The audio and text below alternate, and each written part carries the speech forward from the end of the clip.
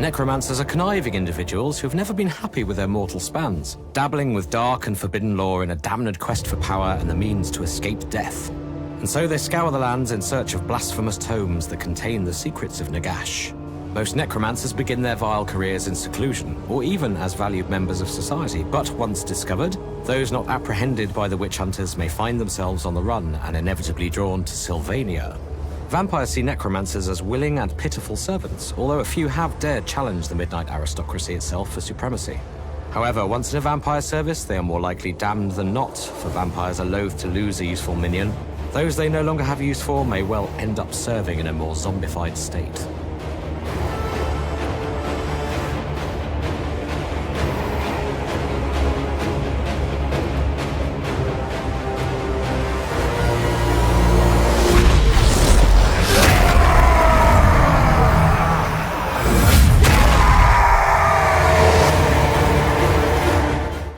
Hello everybody, this is Havoc.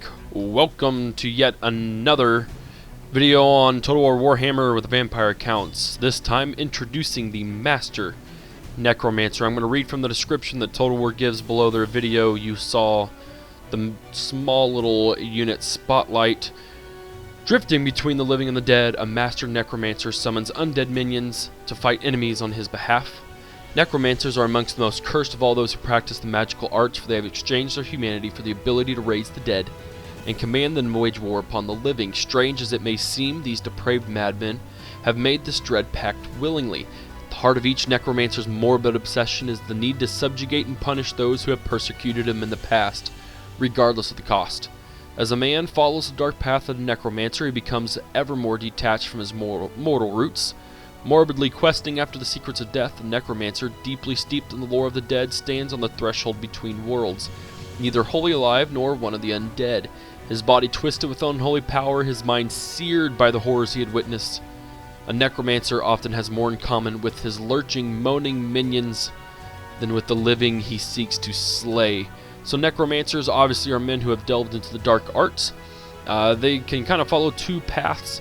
Essentially, they can either work underneath as an apprentice of another necromancer, in which case they'll teach the dark arts to him that way. They can go through the vampires, as they said in the trailer. If they go through the vampires to learn the dark arts, they become essentially the slaves of the vampires themselves. Should they use their usefulness, they will basically become a zombie. They're kind of screwed anyways. The other way they can do it is simply by taking the initiative themselves and trying to find unholy books, Nagash, things like that. The only issue with that is sometimes you go into these deep ancient realms, ancient tombs, and they may not have the ability to transcribe them correctly. Some may not work anymore due to, balance of magic, etc., etc. Some could go horribly wrong, so these guys are twisted. They are evil to the core. They can raise the undead.